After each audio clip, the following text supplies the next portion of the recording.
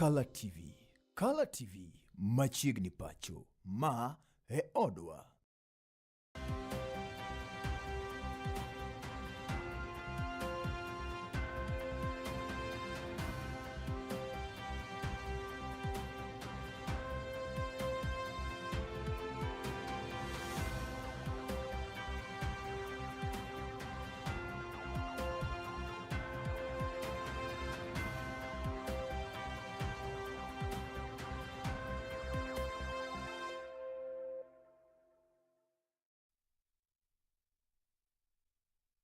Kendo nyadichiel janeno mar Kalatvlive ni misawa kan kanyo kod geno ni riyo ineno makare molo kanyo sapar mamidhiambo mana kaka nasingo ni asemolo opande kolono yer kaka jogoro mar opande kolono yer kaka jogoro mar party no Nairobi Kisumu County Turwa party no Nairobi Kisumu County Turwa adwa mana kawo thuolo ni mago erokamano ne jo Kisumu County gi delegates mobiro duto te ni watimo yierowa through consensus mwatieko maber mofis moyier manyien. Koro wadwa aswajowa ma delegates ni wadwa chako tiyo ne party kwa strengthen the party kendo kwa lando yore duto mwanyalo chopogo mondo wayud members mang'eny e party kaka nyalore. Korka kore jadung pola keyo koro nokwayo johera kanyakla kora jokanyo madun dibo siasa no ero ni ka giyie to giket thenge pogruok ma digibedgo giriw wigi kendo gitine chama mar ODM. Ni jothurwa kaka wasebetni achiel e gima duong', achiel ne mwadwa keto mondo party odhi mbele. Kowatimo kamano katungo dubuneno manyakach mabende olap dhoge ndong ne kom nero mano migosi Jonathan Okotho Pande. Kawuono kaka county wamor ne waneno giko mar election mosebedo ka thagowa kende bwo kom mar jaduong' Pola Keyo kende bwo telo ma Dr. Buro Ginga kod jakom Gladys Wanga wan gadier ni Kisumu koro dhi shine better moloyo kaka norieny nyoro kacha. As the Secretary General, I do assure the party and members of Kisumu County this team will deliver. Koro ne gigo mana dhogi piny ka gikwayo johera maggi kanyakla koda jokanyo e duond bura mar ODM ni ka giyie to kik gichi kitgi ne an dhoga mabende osetemo pogogi e duond bura achiel no ero mar ODM. Ne Kalatvlive koke Kisumu County and Justus Adoyo. Odiochieng' ma kawuono ni endi mikae mokwongo mathuru ka endi mano Mama Rachel Ruto kaachiel kod jatend migawo mar somo mano kanyo miluoro Migosi Ogamba ne oyuoro kanyo e nyasi mar alam mane ilamo kanyo ne ringre mar jopuonjre maromo kanyo 15 ma bende nowito ngimagi e kinde masira mar mach ma yande ne omuoch e sikund nyiri mano mar utumishi mayudore kanyo gil. Ka koro ringre maket kod mago dhi chwalo kuonde opogore kod familia mag-gi mar mondo mi kowgi kargi mag yweyo mogik. Inyalo paro ni kinde masira mar mach ma kamano jopuonjre 16 nowito ngimagi, kata kamano japuonjre achiel ma bende ne luwo kanyo chikegi ko mag din Jo-Salam ne osekowe kare mar yweyo mogik.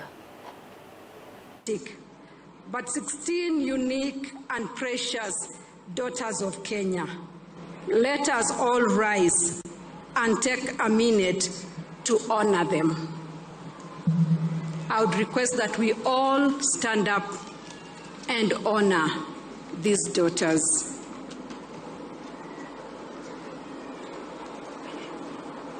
Ni tuoche machalo kaka magayaki, tuoche machalo kaka gamo ich ne nyithindo matindo tindo, kata joma goyo mon chon ogeng' kapok otimore. Thurwa ka Kisumu Central kakao tuo mar ayaki manyien ni malo e kuom rawerewa matindo mwaparo ni nyalo bedo jodongo mbele kanyo. Omiyo wadwa gore gi tuochegi, wadwa gore gi gigi ma wane ni gigo dok piny. Omiyo kawuono wago mbaka gi nyamrerwa mondo wane ni gino wadwoko piny. Emomiyo wan ka kawuono. An nyinga Joshua Dongoron, mjumbe ma Kisumu Central. Oyiera e bomani, atiye bomani. Gima thago bomani aneno na dilgo. Ma achiel kuom gima thago bomani kawuono. So today we targeted community health promoters operating in Kisumu Central and other sub-counties within Kisumu for the sensitization in public education on the same. As you may know, within their mandate, the CHPs Maturu kaindi kuom tim marach mar sik medo suru kinde ka kinde ne oganda jo Kenya ka yango kanyo kone ngima ma pacho kaindi nyaka gi kinde ni endi wasemedo dhi malo kuom mano medo suru kinde ka kinde medo mana tego pek mar ngima. Migosi Fred Matiang'i ne loso kanyo sikund sekondar Manyanguru mayudore kanyo kar chung'o bura ma Kitutu Chache kama bende ne okwayo achiel mar jotelo geko mawuok e gwenge geko mag Gusii. Na hii kodi kila wakati, kodi ya rent itoke 7.5 iende 10, kodi kwa M-Pesa, kodi kwa kila kitu. Na huyu mwananchi anaitisha hiyo ndio analipa kodi housing, ndio analipa kodi ya SHA, ndio analipa kodi kila kitu. Na niseme tu as a responsible leader, I can't as a leader, mimi siwezi kuambia watu kama kiongozi tena mchukue panga, mchukue sheria kwa mikono yenu, eti mtafute kisu, sijui mfanye nini. Hayo siwezi kufanya, lakini nataka kuwashauri viongozi wa serikali kama mtu ambaye amekuwa katika hiyo sekta ya security kwa miaka 5 na ninaelewa nchi yetu.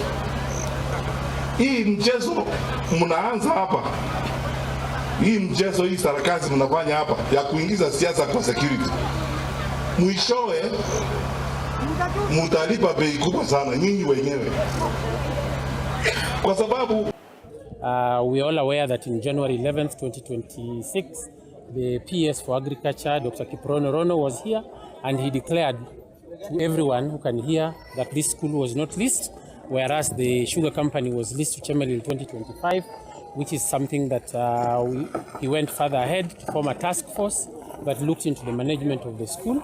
The task force resolved to set up an educational trust, which is something that we have done, and we have succeeded in that. And that trust has been ratified by the Special General Meeting for Parents today. So moving forward, the management of this school shall be done solely by Chemelil Educational Registered Trustees for the welfare of all the school population. We have had an amicable discussion with the DCIO's office, and we have agreed that we need to have a meeting with the sub-county security team, which will happen on 30th of June in the morning. So we will come back on that day with our lawyers just to be able to hear on what they need us to answer to, and then we will answer to that. There's nowhere we can Marne chiwo kanyo eko ndikni go eko bende nyalo konyo ne jogo eko man kod kit ng'ol mopogore e yoregi mag wuoth. Ka wacho makamano bende ne ojiw lwedo kod jonyuol mamoko kuomgi ni kod nyithindo modak kod kit ng'ol mopogore. We have some of your children who have qualified either for get rid of. We want them to leave. It's not been easy because he stays kind of bedridden, or maybe we lay him on the seats. Yeah, so because of age, and he's also growing, and you can see he's a very tall boy, so holding him has been a problem. But now with the wheelchair for mobility, we just thank God. Hiding these kids,